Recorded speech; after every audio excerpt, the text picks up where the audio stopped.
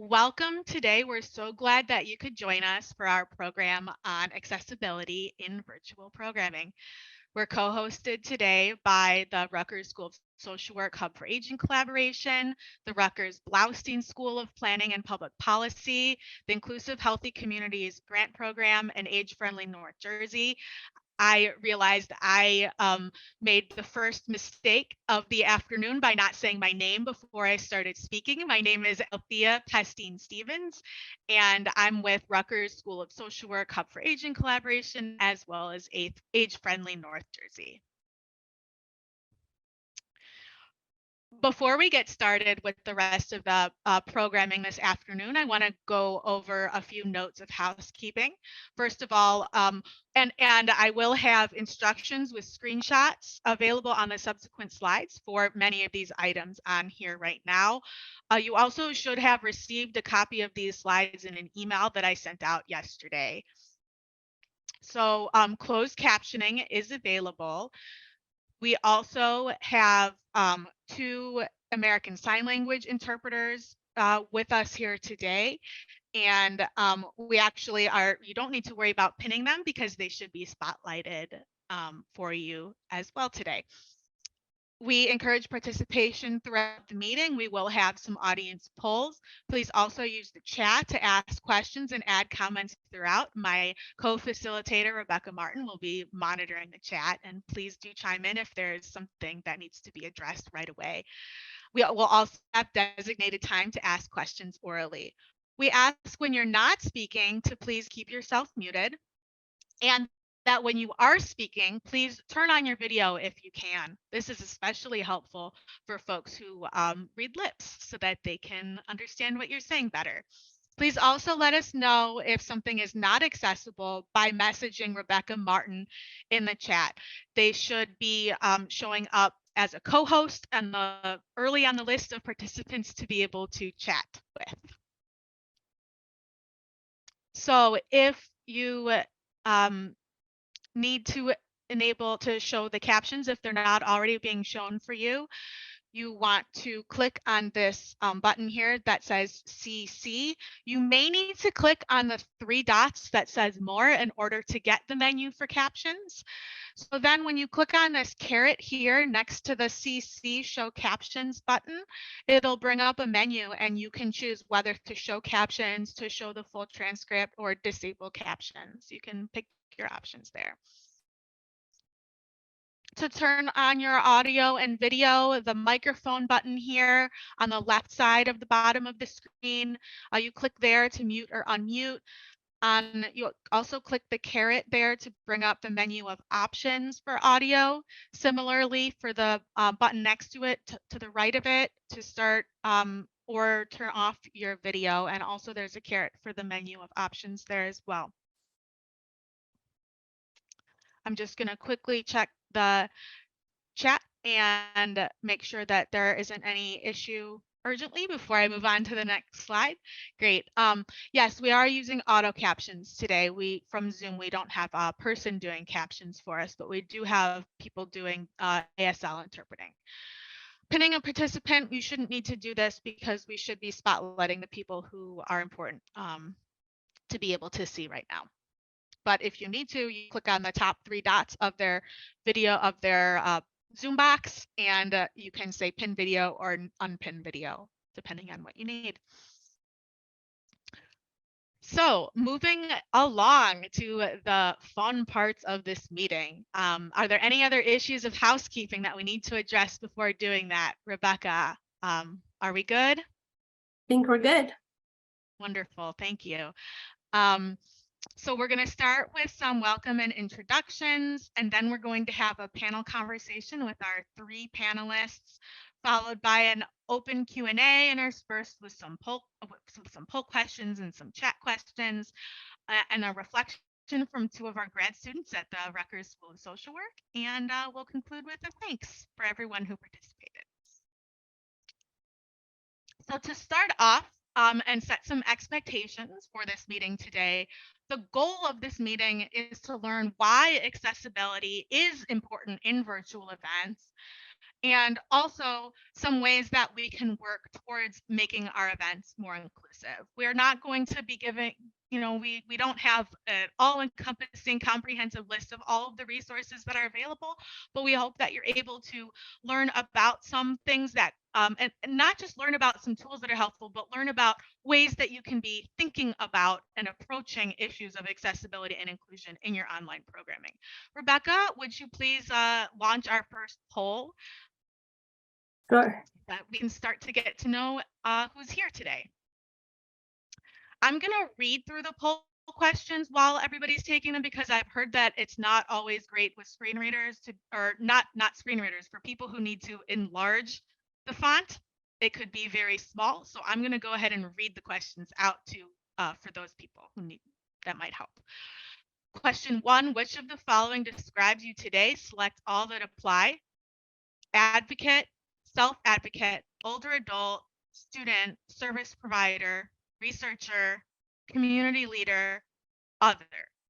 And for other, you want to describe the question below. So question number 2 is if you want to write in an other to specify that.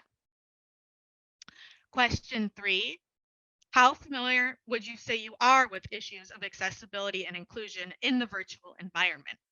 This one, we're asking you to select one choice. Not very. I'm learning about it for the first time today. Somewhat. I've learned about it before, but haven't implemented. Proficient. I've implemented and have more to learn. And very familiar. I have taught others or advocated. Question 4. The poll disappeared. Yes. The poll disappeared. That's what I'm seeing. Can I relaunch it? Will that, it's not going to wipe it out? If you relaunch it, We'll get new information. They should both be coded, but they won't be compiled together. But yeah, you can relaunch it. Okay. I think maybe it disappeared before everyone got a chance to finish answering the first one. Yeah, okay. Yeah, sorry Althea, about that. Ms. Ruth, if I may, I wonder if it's because as a co-host I exited the poll. Could it be the co-host exiting the poll that makes the poll go on? I think It that could might be, perhaps. You may have accidentally ended the poll. So don't press end poll if that's an option Don't do for that. you on the screen. It's all right, Okay. no worries. I'll just We'll be minimize. We'll be able to compile them together later. Okay, sorry about that. Number 4, is there a particular disability community for which you're interested in improving programs? Select all that apply. Hearing loss, mobility, neurodiversity, speech, vision loss, and again, other. Number 5 is if you selected other, please specify.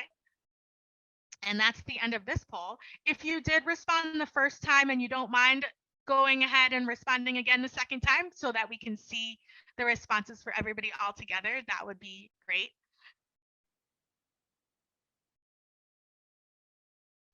Also, Althea, do you just keep scrolling down to get to the 2, 3, 4? Okay, I think people submitted after 1 and it disappeared. Oh, yeah. So you can go through, scroll down, and make sure you get to the 5th question is the last question on there. Give another 30 seconds or so. Is that okay for folks? No, I think you need to resend it for those of us who submitted right at, because it said submit right after 1. Yes, and No. now we can't get back to the CDF. You can't get back. So Okay. that's the number of us. Thank you, Jackie. It's okay. It'll still record in our final composite. We'll just show what we have here for now for the next But we one. can't get to anything. It just Yeah. says welcome and introductions and Thank you. Yeah, we'll just have to sit tight and wait for others to finish it. I'll go ahead and close the poll now. Give you 10 more seconds to finish clicking if anybody's still working on it. This will also help our panelists be able to get a better sense of what types of things would be more helpful to focus on. So it looks like we have a lot of advocates, a lot of service providers here today. And oh, you won't be able to see the others on there right now, but we will compile, we'll be able to compile that. Thank you for sharing. And we have a variety of different levels of, oh, I have to press share results. We have a variety, thank you for your patience, variety of different experience places with issues of accessibility and inclusion, but it seems like many are in that somewhat category where they're still learning and learning how to implement. And a lot of other across the board interest in the different types of disability communities that we listed. So thank you. Thank you for sharing, and we are glad for your participation.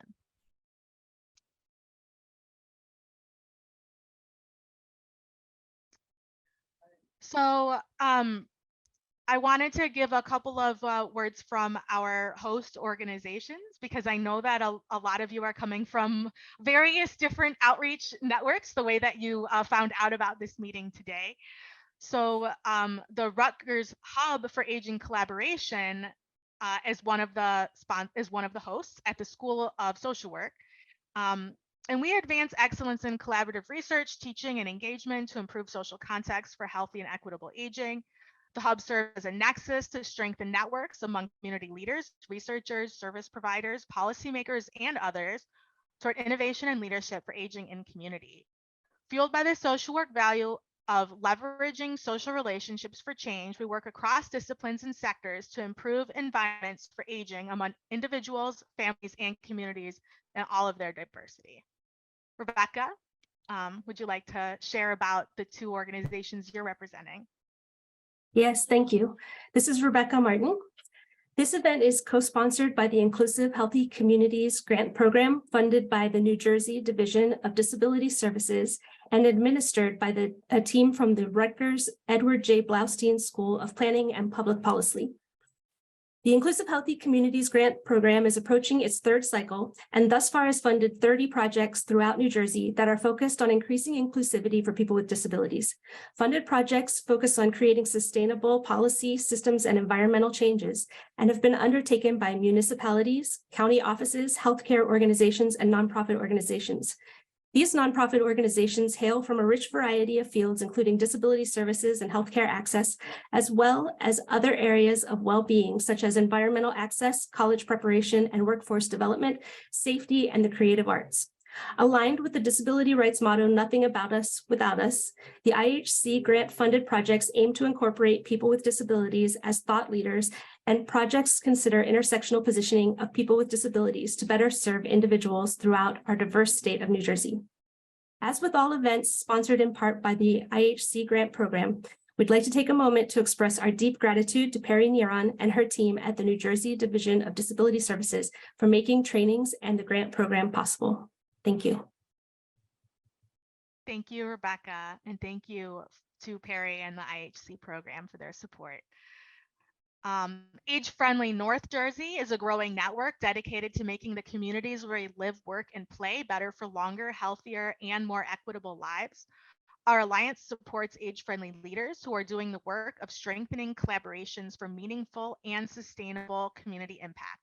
We are led by local philanthropies and the Rutgers School of Social Work, Hub for Aging Collaboration. Our alliance includes leaders from age-friendly community initiatives in Bergen, Essex, Morris, Somerset, Passaic, and Union counties in New Jersey. Finally, the Digital Accessibility Working Group, which formed through the New Jersey Age Friendly Virtual Fair, which was an event hosted by Age Friendly North Jersey and other partner organizations last September. So this group was formed based on advocates reaching out to make sure that they could feel included and that they could access the fair. And the conversation kept going. So this event was developed collaboratively with this group and bringing in also our colleagues from the Inclusive Healthy Communities team. And now it's my honor to be able to introduce our panelists.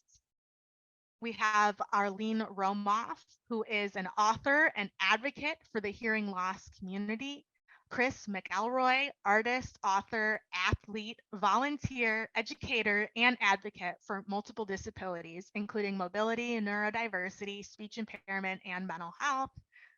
And Miss Ruth, who is a consultant and advocate for the low vision community. Welcome. And I will stop sharing my screen so that the panelists are on the screen instead. Althea, I'm sorry to interrupt. It's Julia, just for one quick second. Mm-hmm. I think someone was having difficulty reading lips because, you know, when you look at the screen, our names are right under our faces and they were blocking off the lips of the person. So I don't know if it's possible for people to adjust their cameras, but was it me? Was it no. a certain person? It was maybe Rebecca at that point, but now Rebecca's up in the center of the frame, but other people may have this same similar problem. Okay, so thank you for letting us know. I will try to make sure that I am up closer to the camera and in the center. Thank you. Great. So I am very, very thrilled to welcome our three panelists up to the screen.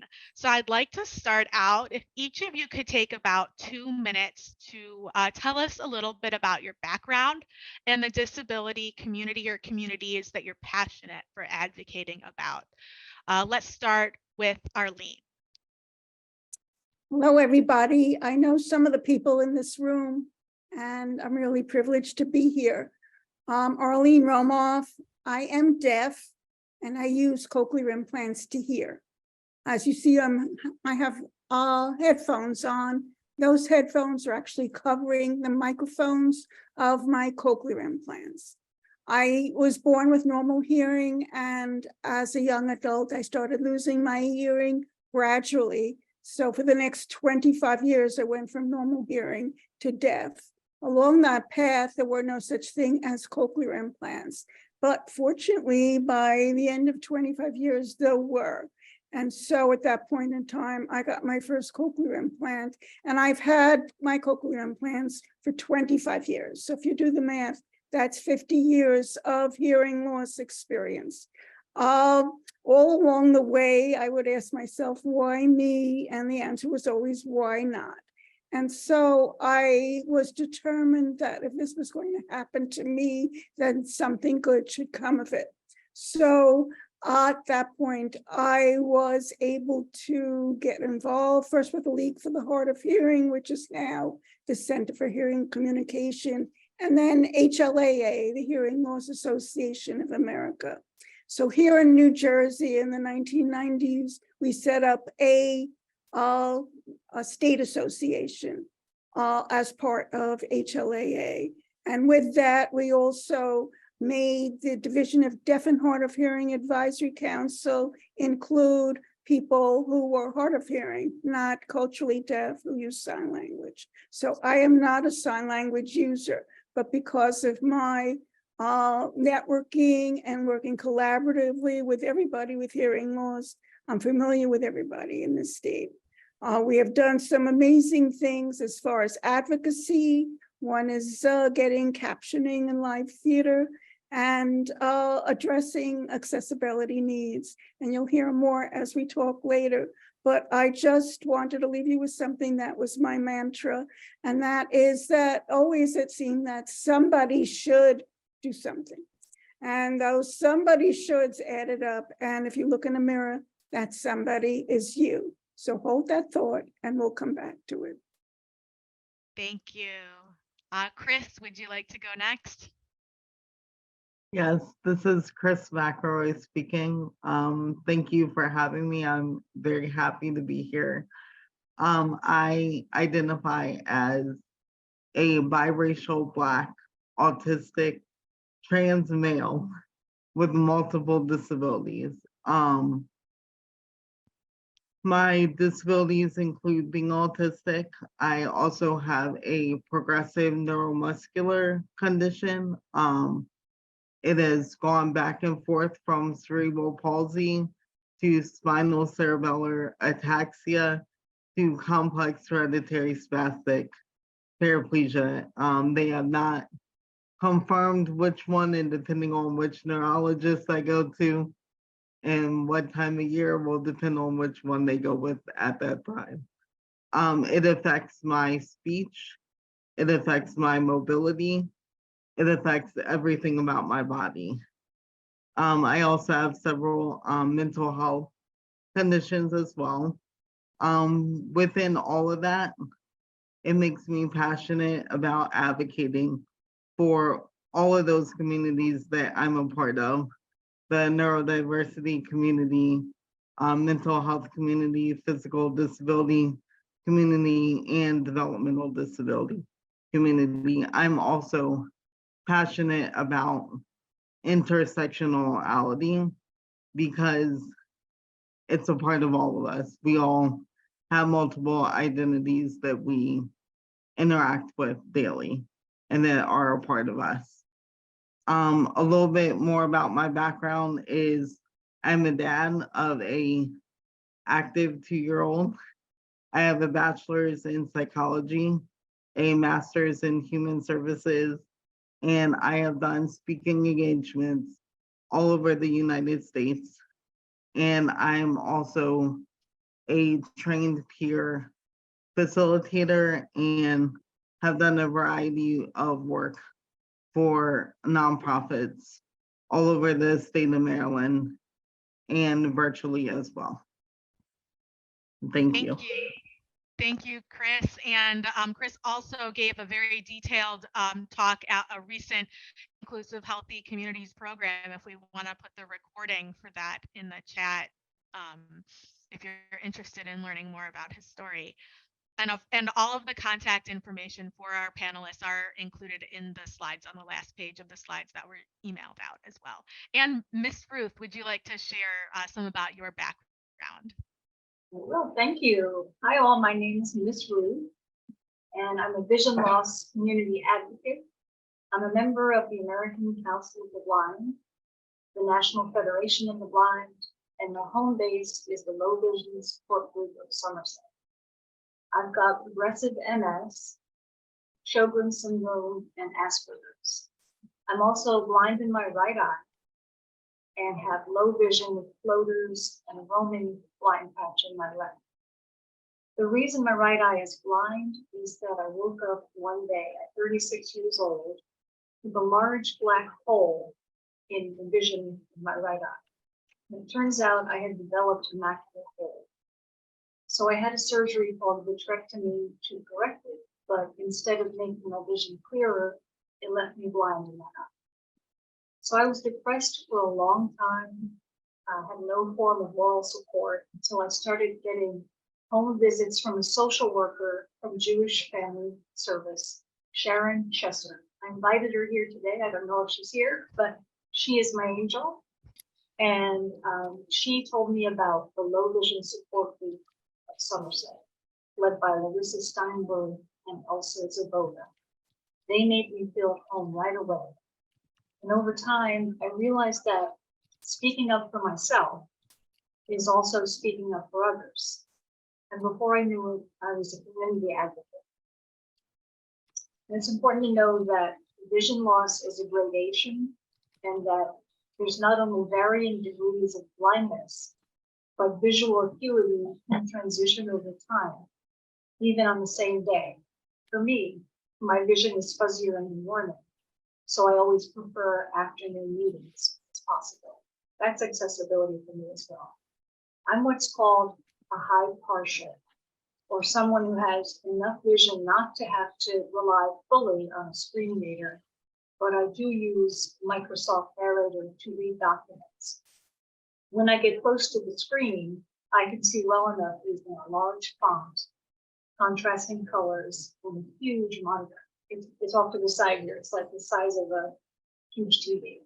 So accessibility is a big issue for people who are blind or have low vision. And I'm so glad to participate on this. Thank you.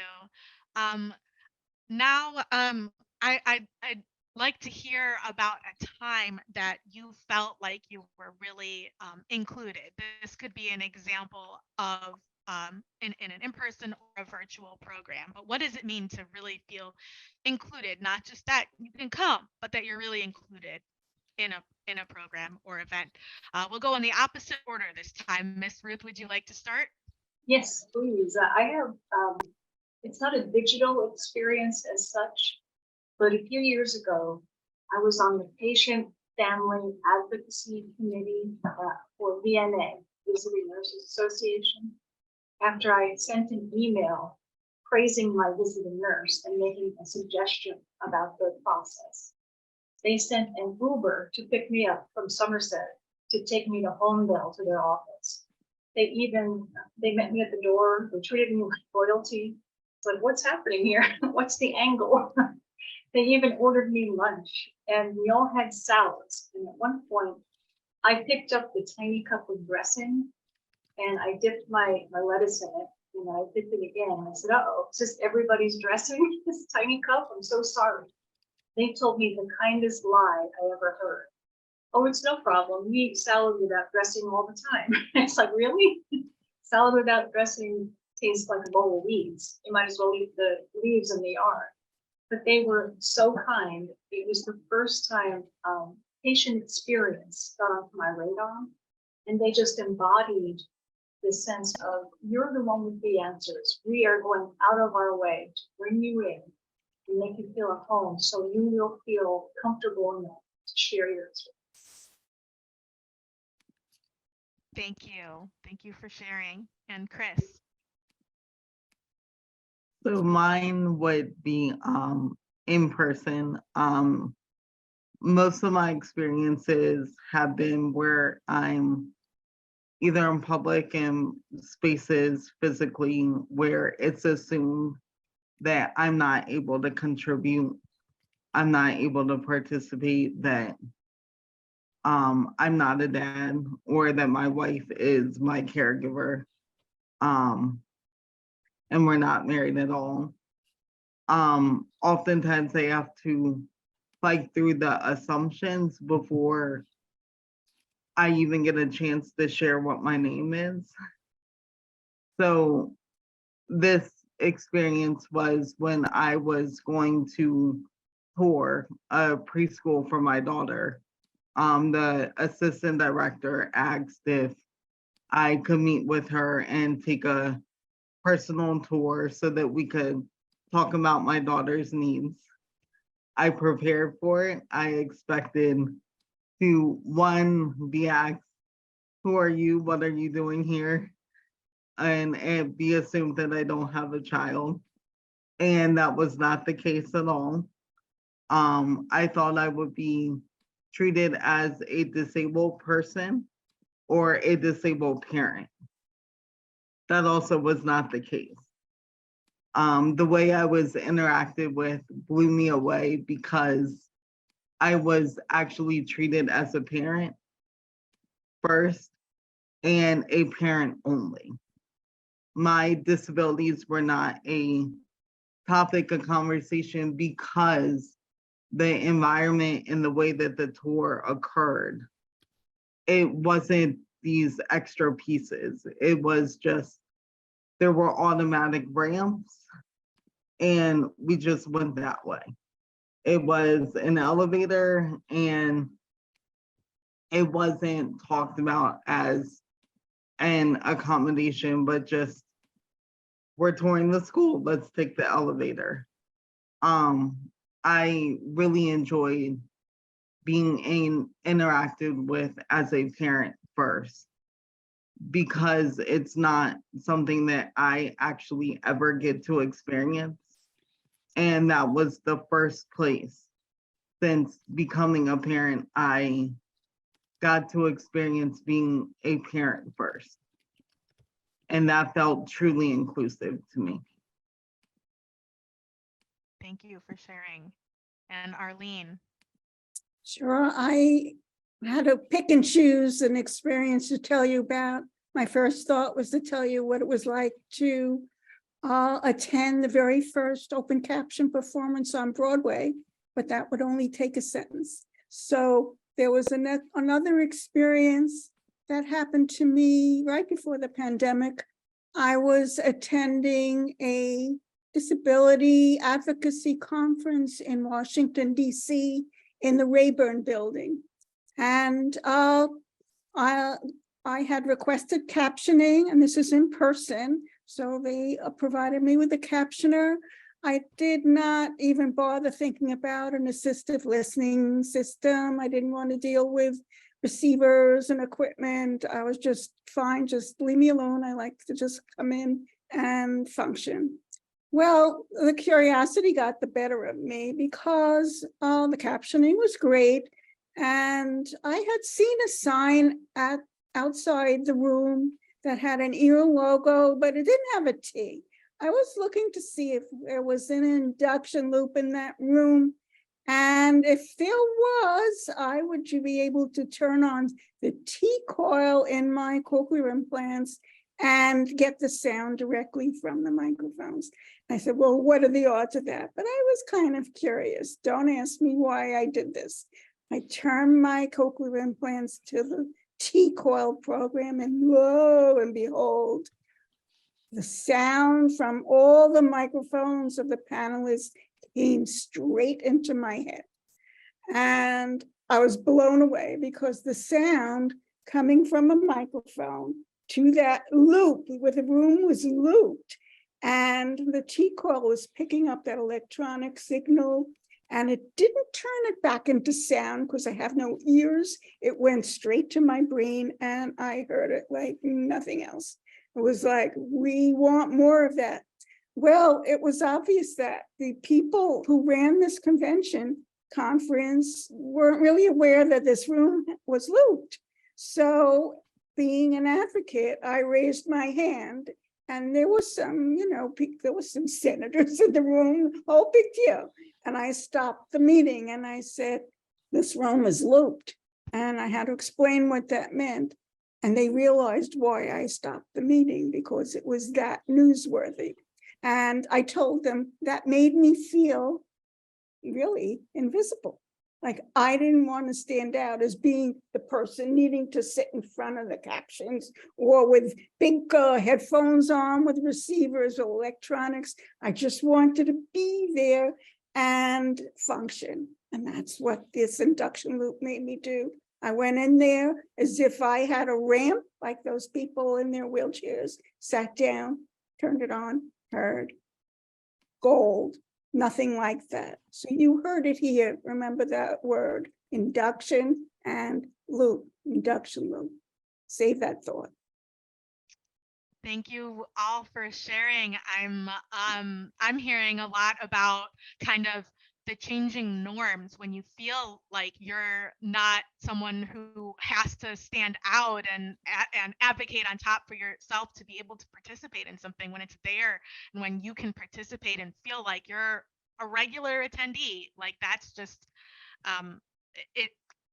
I really appreciate all of you sharing these stories, and also not just thinking about, once you're already in the event, but how are you getting there? The fact that we're attuned to how people are able to access not just the event itself, but during,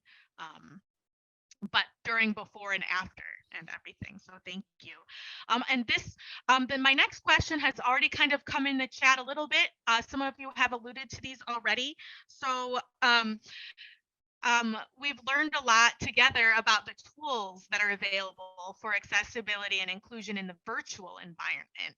So what are some tools that you'd like to share with us? They can be tools that you use yourselves or that you're aware of that others could use to increase access to virtual programming, like this Zoom event, for example. And let's switch it up. Kris, would you like to go first? Yes, I can. So I work with a toolbox.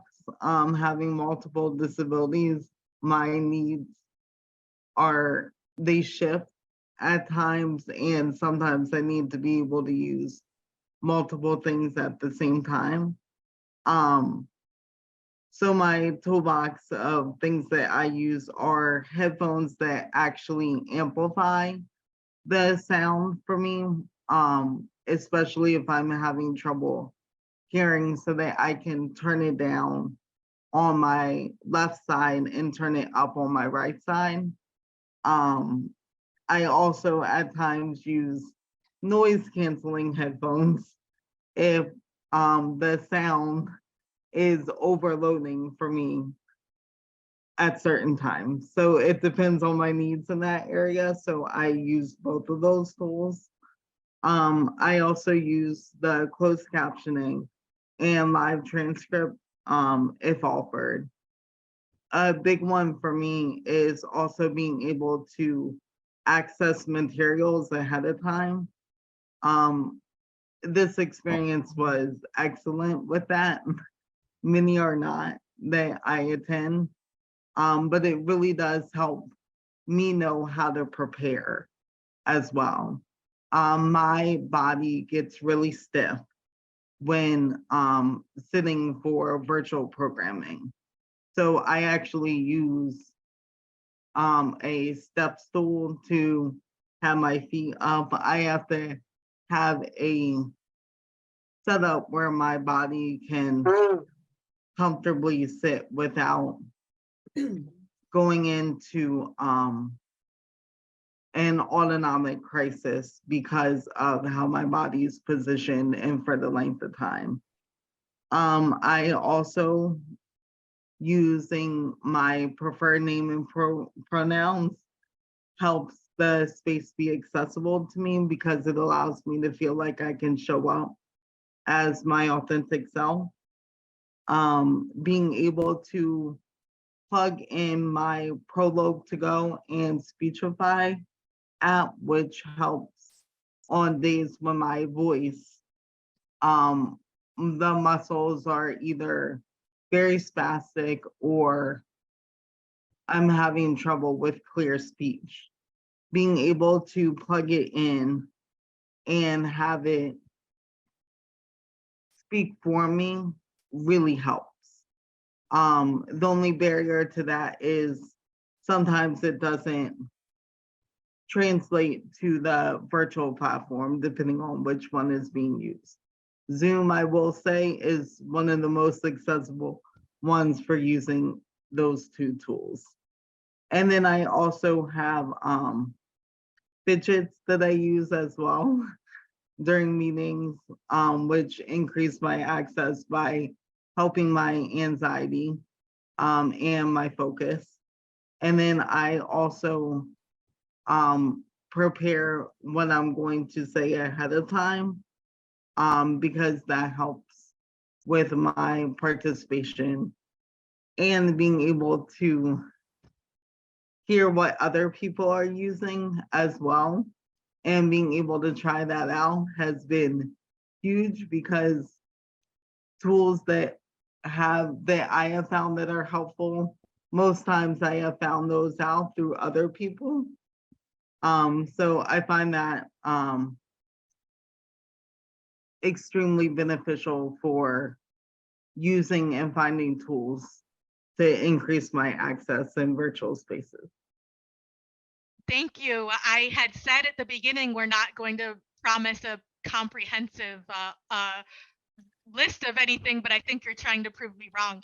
I really do appreciate your directing us towards the attention to, even though we're saying we're in a virtual environment, there are things in our own physical environments that can make it so that we can access the virtual content even better. So thank you for sharing that orientation as well. And I've got my fidget right here going, so I can definitely appreciate that very, very much. So thank you. Arlene, would you like to go next? Oh, you're muted. You pressed it twice, I think.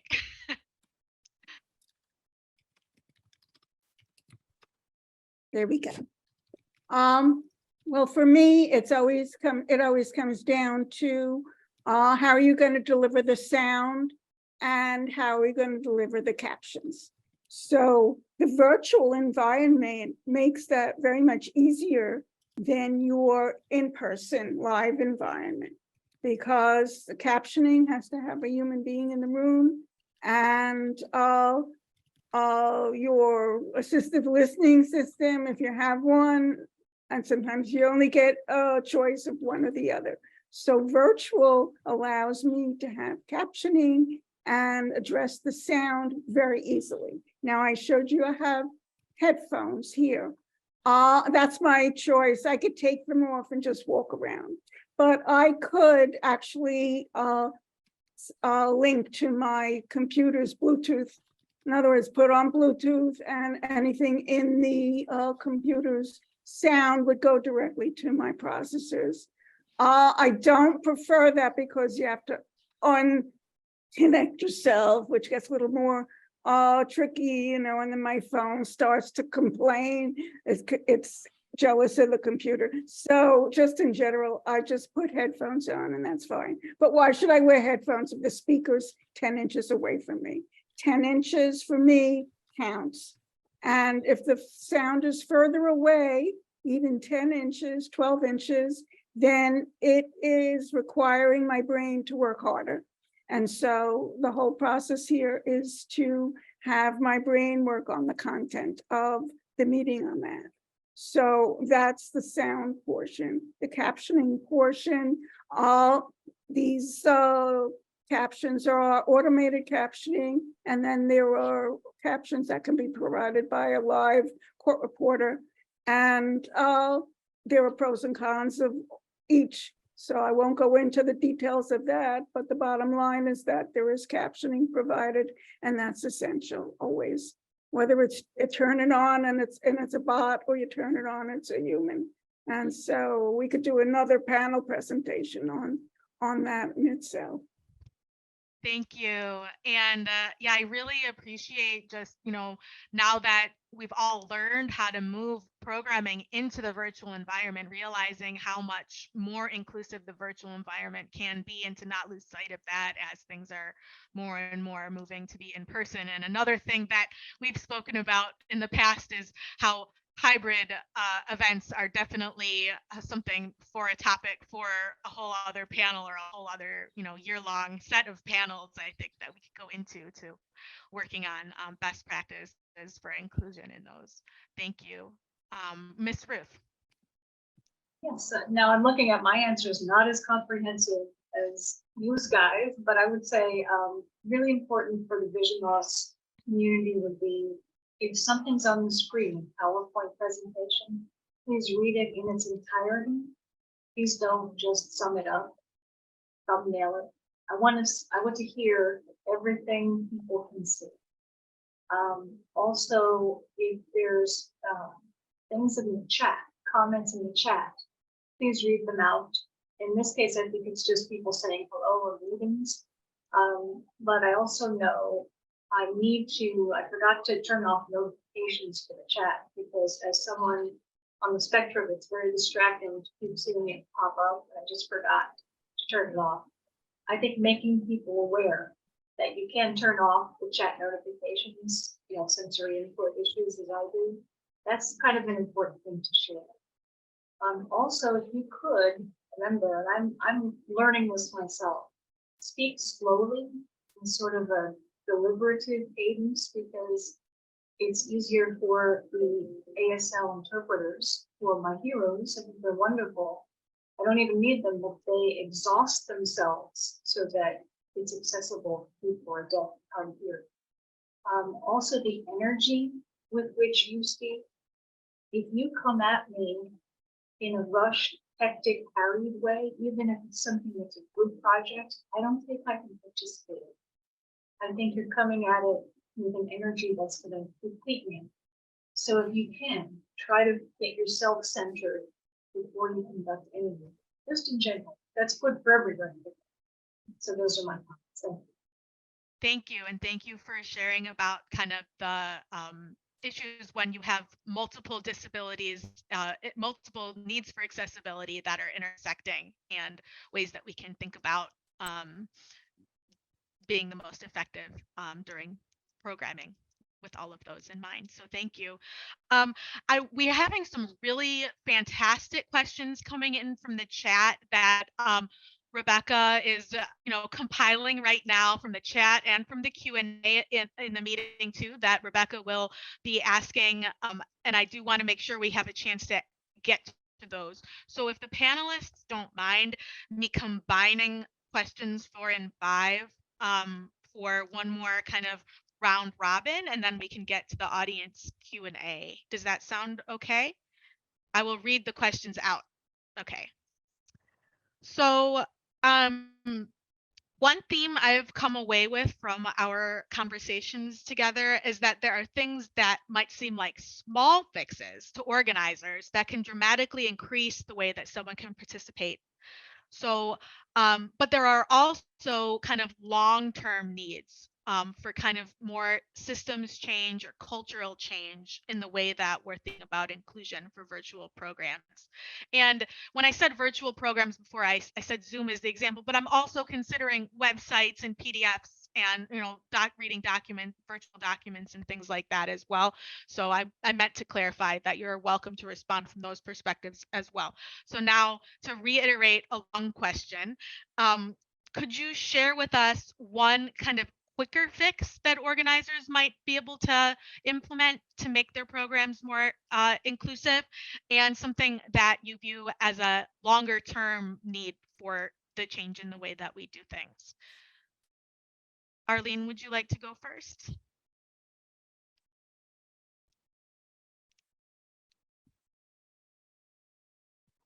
And you're muted.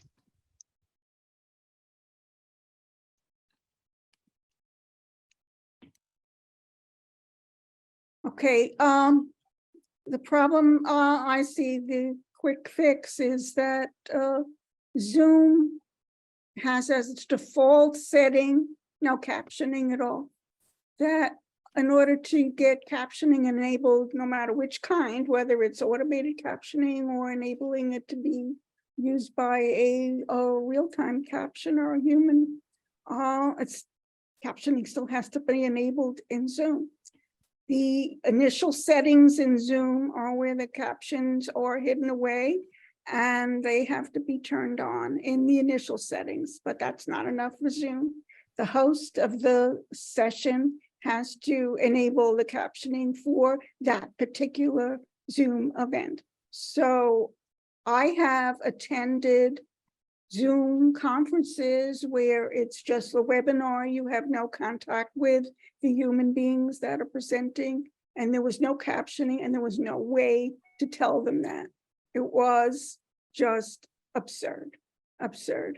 And so the quick fix is for the people who are doing their own Zoom events, definitely make sure your captions are enabled in that initial setting, and then for every host to keep them turned on.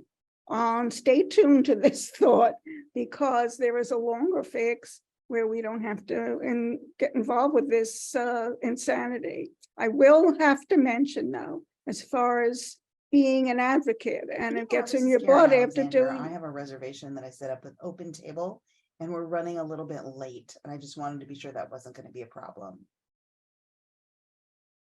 Okay, well, we got captioning in the Zoom Gov format, which is what the White House uses. They weren't captioning anything.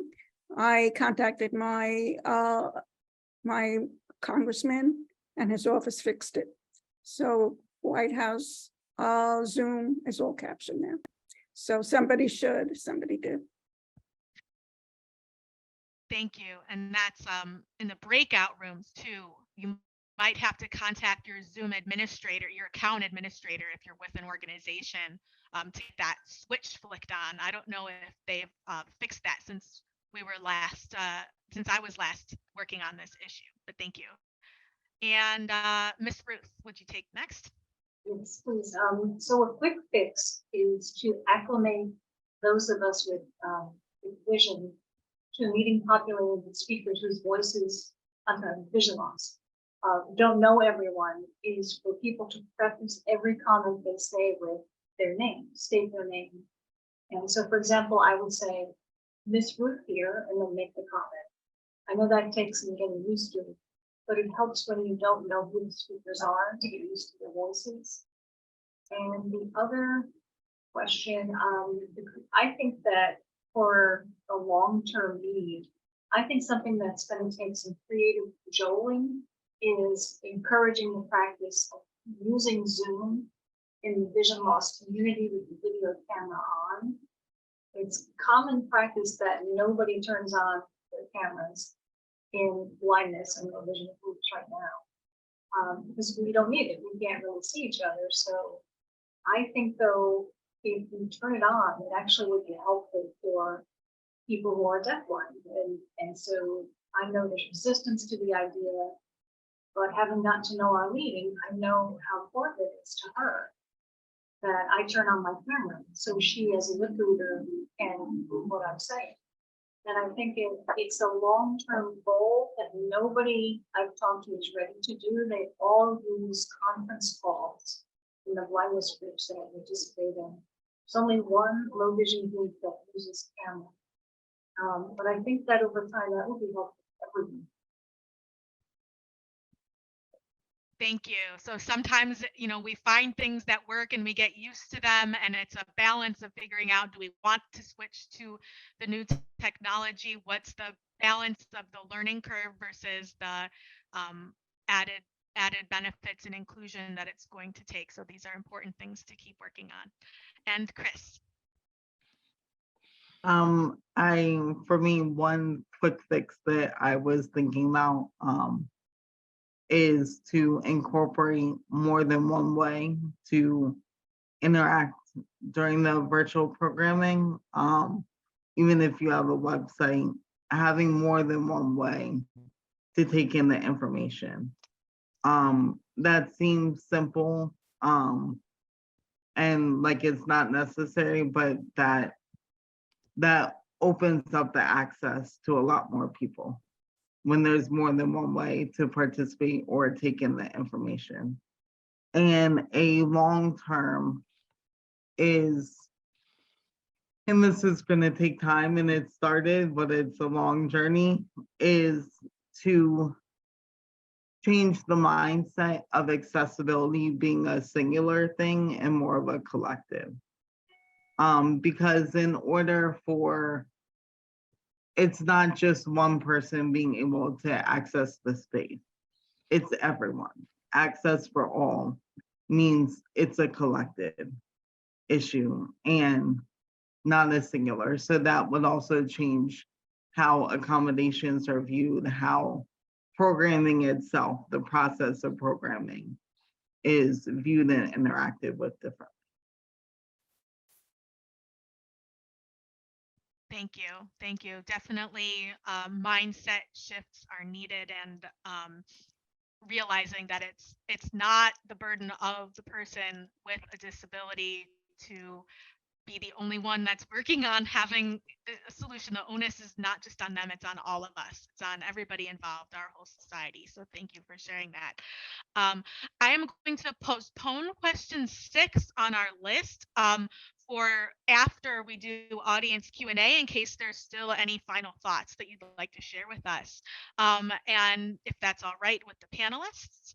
So now I'd like to invite Rebecca back up. Great. I think we figured out the issue last time was that Rebecca needed to be spotlighted. So hopefully the issue with seeing Rebecca's face is okay now, although it may be covered by the captioning. It is on my screen, but go ahead, take us off. If there are specific panelists that the questions might be geared towards, that is great too. So Rebecca's going to start with some questions that people typed into the Q&A and into the chat. You can also raise your hand, and I will go ahead and share my screen to show you instructions for that. Okay, thank you very much. This is Rebecca.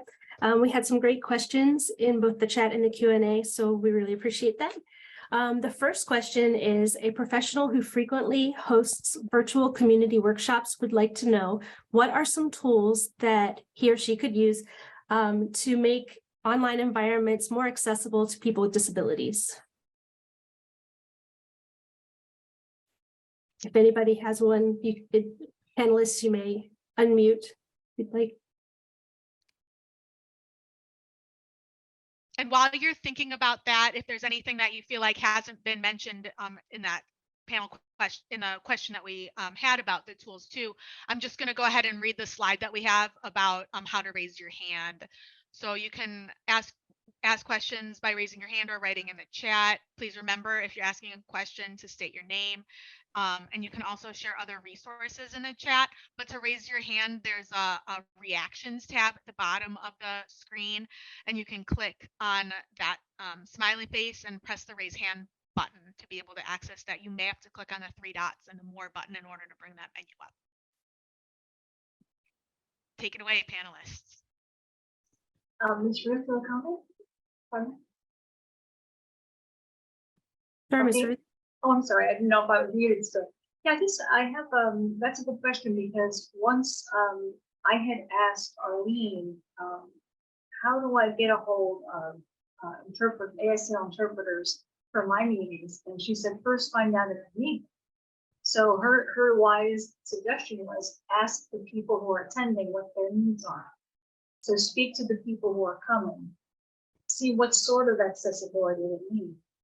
You'll make assumptions, because if I have an ASL interpreter and nobody needs one, well, at least they're getting paid. That's not bad. But I'm saying, it seems to me, if we have that communication first, when you first send your invitation to a meeting, anyone with accessibility needs, please do let me know specifics. What do you need me to provide for you, so you feel welcome and successful?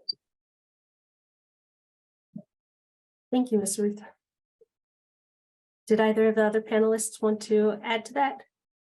I will say that in planning some of these meetings too, within New Jersey, a lot of the people who prefer to use ASL are known to ASL interpreting agencies. And so sometimes having the specific person can help them adapt the interpretation to the needs of the particular participants. Okay, next up, we have a question about whether there are any virtual platforms that the panelists have found that are not as user-friendly and accessible as others.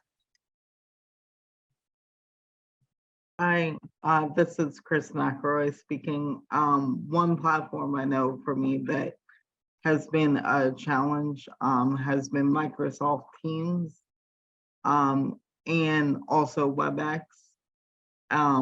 They're supposed to be accessible, but the barriers I have had with them are trouble logging in, trouble sharing how to log in with other participants.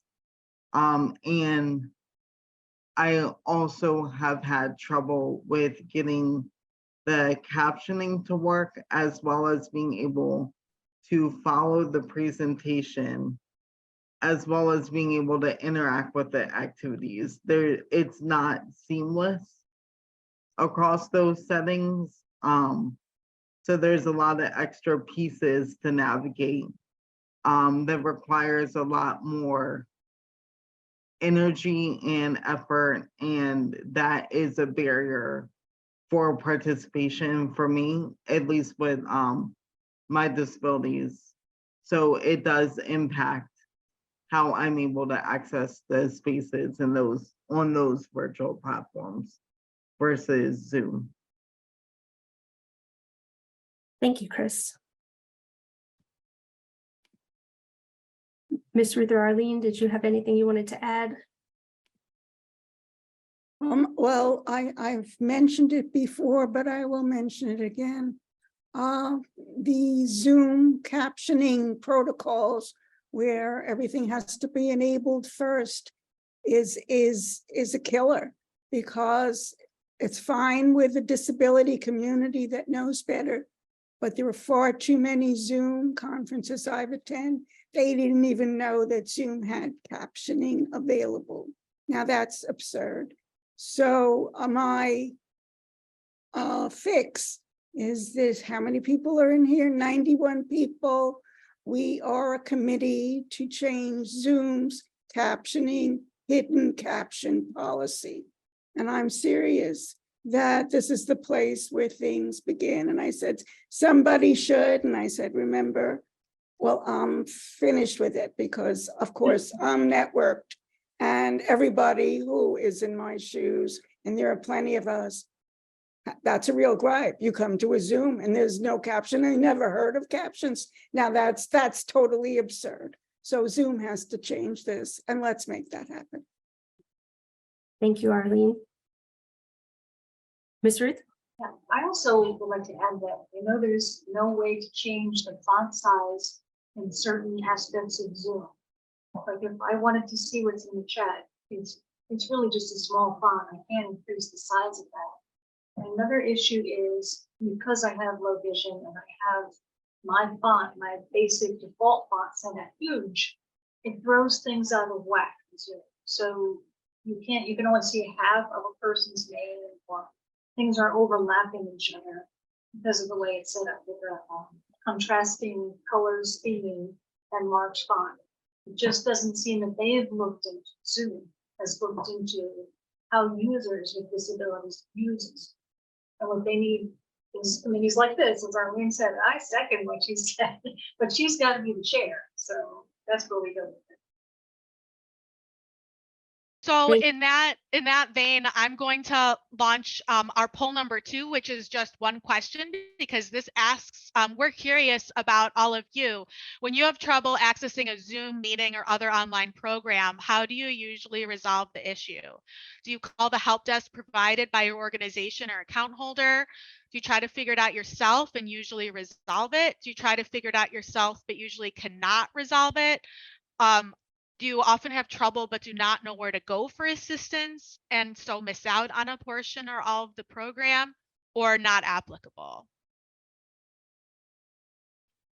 And we can go ahead and keep chatting while folks are responding to this one. There's a good comment in the chat, Rebecca, if you'd like to read that out from Randy.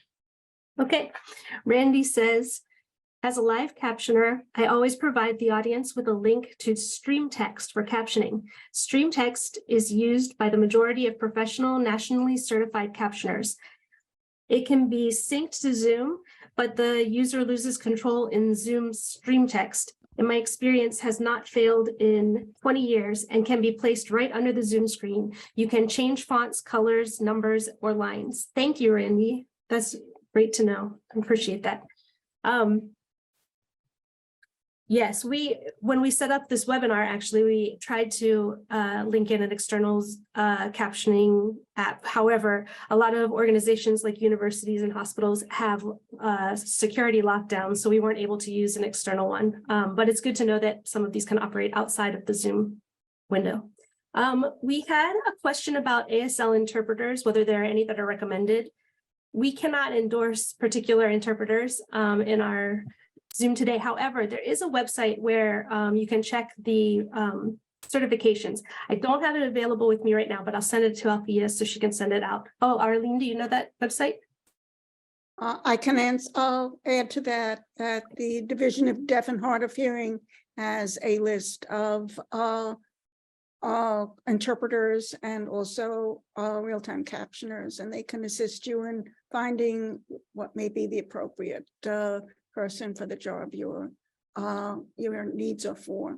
So they're they're one of the state agencies, the Division of Deaf and Hard of Hearing, and they do keep a list. It's on their website as well. They have a list of interpreters and captions. Thank you so much. And then we've had a few other questions about captioning. One about whether we know if there's a move to make better captioning for TV, as the captioning on TV is not as accurate as that experienced in webinars very often.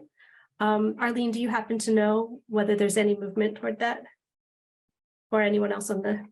Well, I do know that, well, I assume you're talking about live captioning, because anything that's pre-recorded, with some exceptions, I won't even go into that, but if it's pre-recorded, it should be 100% accurate, because it's burnt into the media. But your live programming, which essentially your news programs, that's handled by each station. So that's why the quality varies a lot, and it's hit and miss. It's just hit and miss. You could go bang your head. Yeah. But I tend not to watch live news, but there are some stations, I guess your bigger stations are likely to have better captioning than the ones that are, some are just relying on, well, it used to be really bad if there was just not even captioning kind of words that went on with the story. But the more remote the station, the worse the captioning in general. So hello, welcome to hearing loss. Okay, yeah. You have a comment, if I may, Ms. Ruth? Thank you. Oh, yes, Ms. Ruth, please do. Yeah, I also, along the lines of that, audio description in programs on TV and programs we watch on the internet have been getting better, but not every program is audio described. And that audio description is when something is happening in a movie or TV show, and there's just action, no dialogue, and you don't know what's going on. So the audio described is sort of the narrator, more like an actor, part of the story. And they tell you that the backdrop is dark, how he enters the closet. So that sort of thing has made a lot more media that we consume much more accessible. And the ACB, American Council of the Blind, is doing an audio description project, and they have a listing on their website of every program thus far that has been audio described. They give awards to people who do it really well. So I think that's a good thing for our community. Thank you.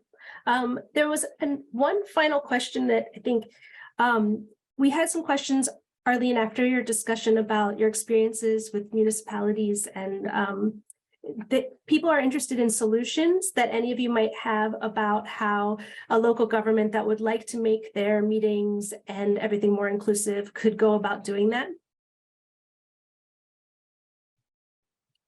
Yes.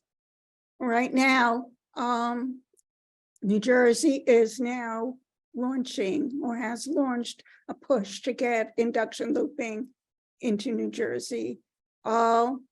There is a piece of legislation which I helped draft, which requires that all new construction of places of public accommodation, as well as countertops, are required to have induction loops, and that would be in the construction code. So because it would be in the construction code, it would carry with it an enforcement arm. The ADA requires all this stuff, but you have to complain, and so nothing happens. So as a corollary to that, this past year, the Division of Deaf and Hard of Hearing got funding from its parent organization, the Department of Human Services, of almost $1 million to fund counties to install induction loops and provide captioning and a sign language interpreting.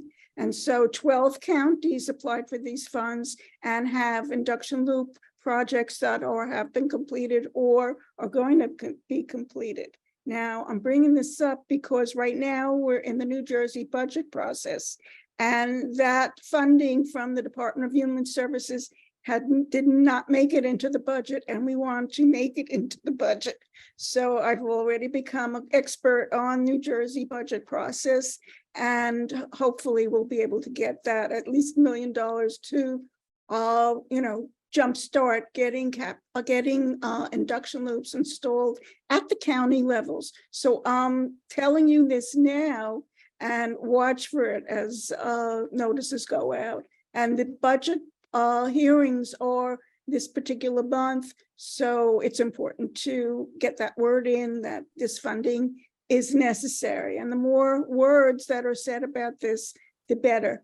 So hopefully that will happen, and one feeds on the other. The legislation put induction looping on the map, and then because it's on the map, there's funding being provided, so you can see the process here. And it began with my aha moment in the Rayburn building, and somebody should.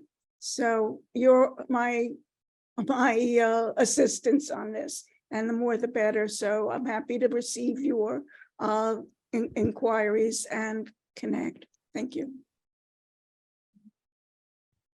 Yes, Ms. Ruth? I would say that if they could actually just open those meetings to the public, many of them are not open, and also stream them, live stream them. Have your ASL interpreters, you'll have your captioning, and also anytime you speak, say your name. Sometimes at first say your title, because we need to get to know who the various directors are running things in town. I'm sorry. My phone came on. I'm sorry. And also, if you could, I know that there's often presentations. Some of them have graphs, which are hard to access. If it were like recorded, a screen reader couldn't access graphs. Anything on your screen, just read it in its entirety. It's a PowerPoint presentation. Read it from, you know, the first sentence to the end, so we know what everybody else can see. And also just being accessible as people. If you're running town meetings, be accessible to the suggestions people make. They might be outrageous or impossible through the budgets, but listen and acknowledge people and validate them, just to hear what those concerns are. Do what you can from your position in office. Thank you, Ms. Ruth. Kris, did you have something you'd like to add? Yes, I just wanted to also add consideration for how you're setting up the room physically for the meeting. Oftentimes there is a lot of space in the room, but the way it's set up, it either has chairs really close together or the aisles are tight. And there's only about very specific designations of where someone like me with a physical disability could access a seat.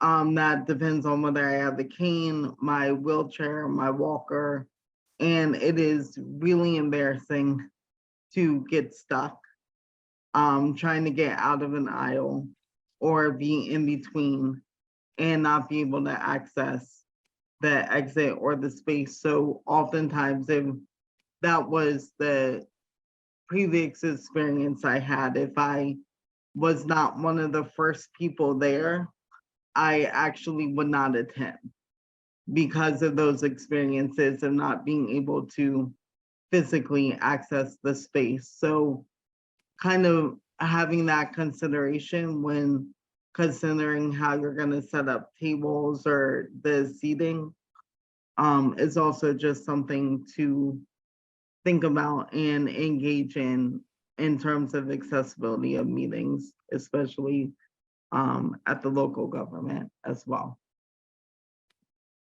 Thank you. And I believe, Althea, we're out of time for questions. Okay, we do have a slide on our slides near the end where it has everybody's contact information. So if you had a question that you wanted to reach out to us, we're all happy to respond to you as well. And then Althea, I'll turn it back over to you.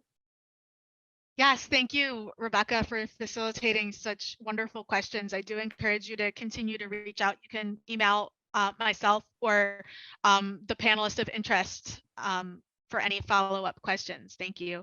I did want to share the poll results from the accessing Zoom meetings and other online programs. What do you usually do? Most people seems like are pretty self-reliant and figure it out themselves and are able to usually resolve it.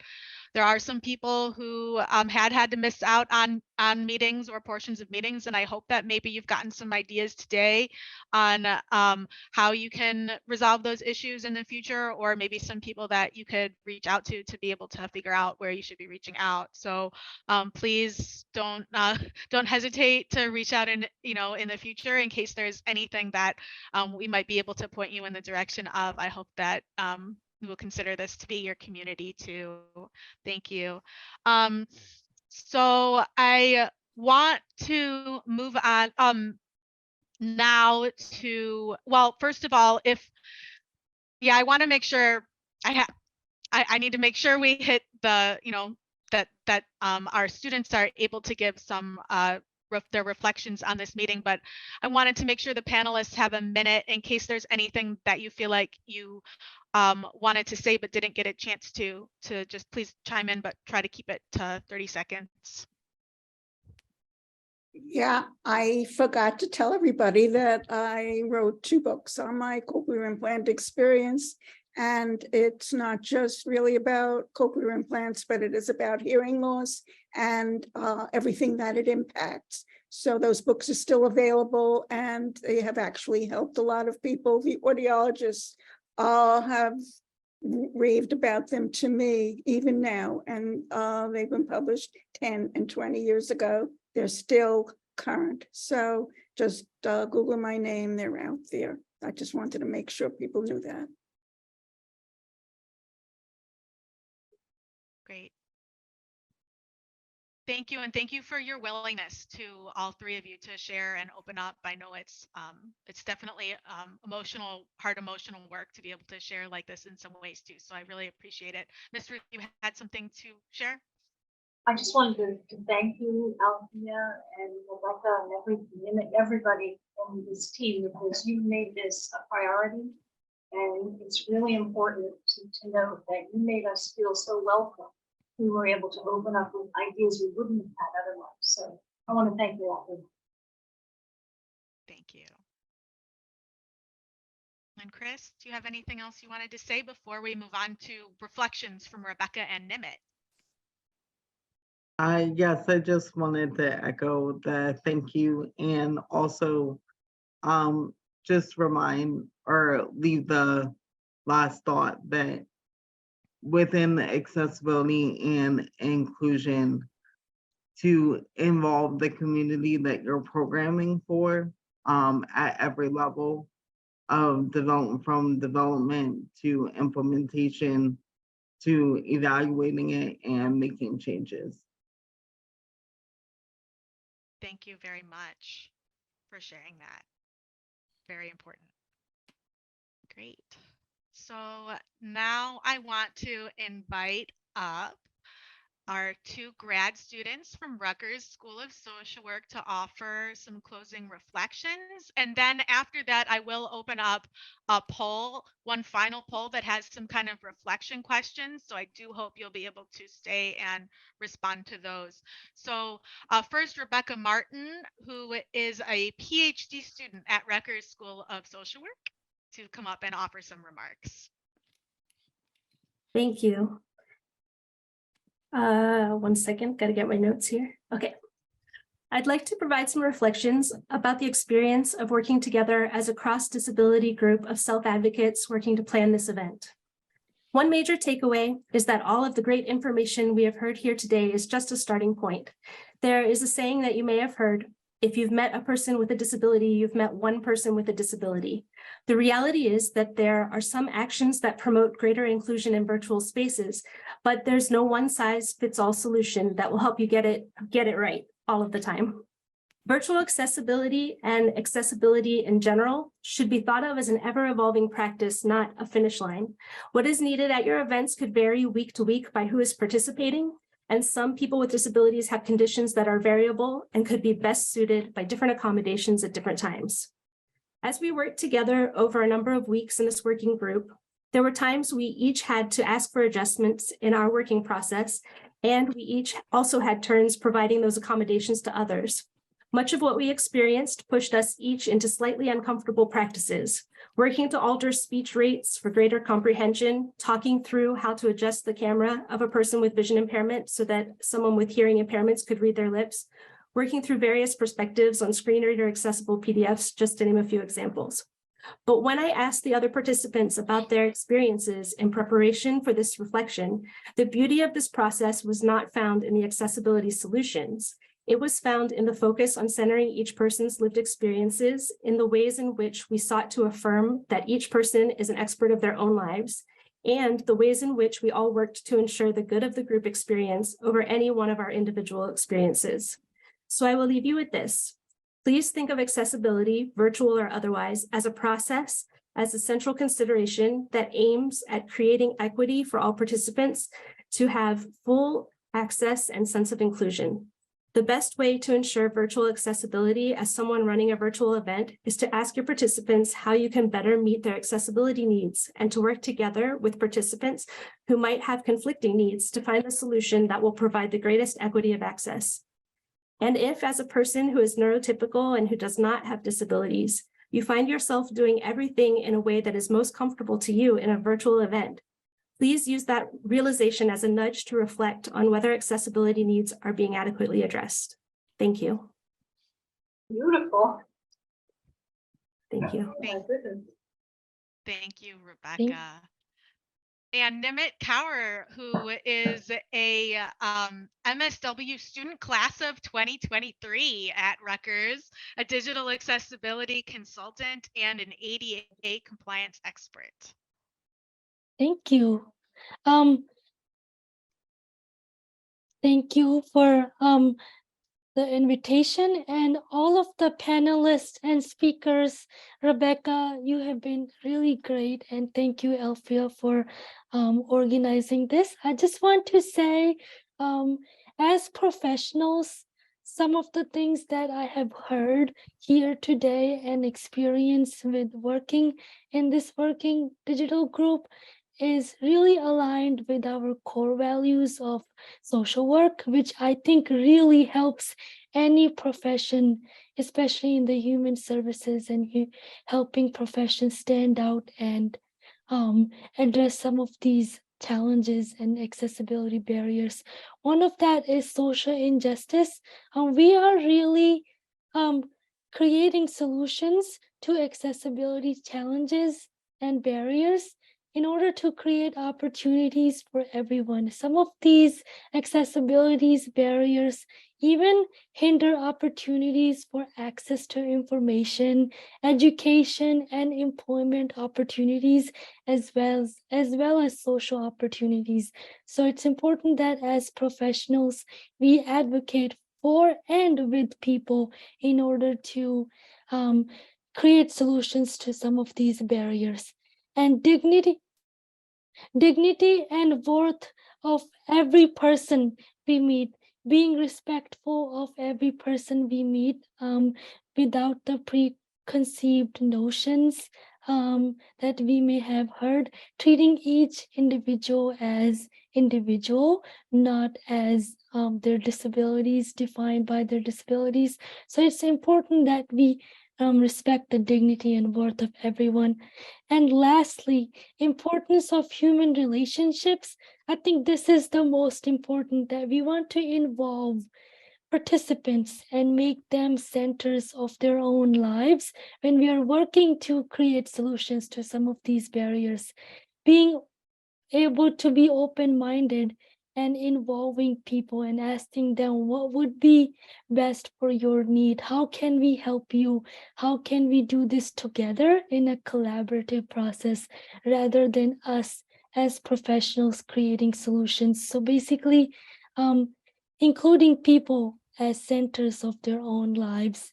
We really hope that you are able to take some of these techniques and tools and apply them in your settings in order to increase opportunities for everyone through the lens of a human-centered approach and keeping an open mind and collaborative effort with persons with lived experiences. Accessibility is not a separate phenomenon. Rather, it's actually inclusive and productivity for everyone involved. For example, closed captioning, even though it is helpful and great for people with hearing loss, but it actually also helps people who are second English learners, and it helps them also conversational and English as well. So it's not helping just a subset of populations. It's actually creating opportunities and including everyone involved. Same goes with access to materials in various formats. This is helpful for anyone. And the point here is to equalize and level the playing field for everyone and create inclusive opportunities. Thank you to all the panelists and speakers for your great conversations today. And thank you so much to everyone who attended. Please feel free to reach out to us at any time, and we would be more than happy to engage in further conversations with you all. Thank you. Thank you very much, Nimit and Rebecca. We are so glad to have you as the future of social work practice and research. And we appreciate all of our speakers and the interpreters today, Andrew and Ariana. I launched the poll that has some more open-ended questions, mostly about your experience here today. We'd love to hear about what you learned and what you're going to take back to your communities and workplaces. I also want to put up on the screen the contact information for all of the people that spoke today, as well as the 4 organizations that are hosting this event. This information is also in the PDF that was emailed out yesterday. So, but please let me know if you're missing it and if there's any other information that you'd like, and if you'd like to keep in touch. This was truly a community effort to make this event happen, and I'm grateful for each and every one of you. And we're grateful for you too. Thank Thank you. you for making this happen. It's a Wonderful. lot of hard work. Great Thank job. you. Thank you so much.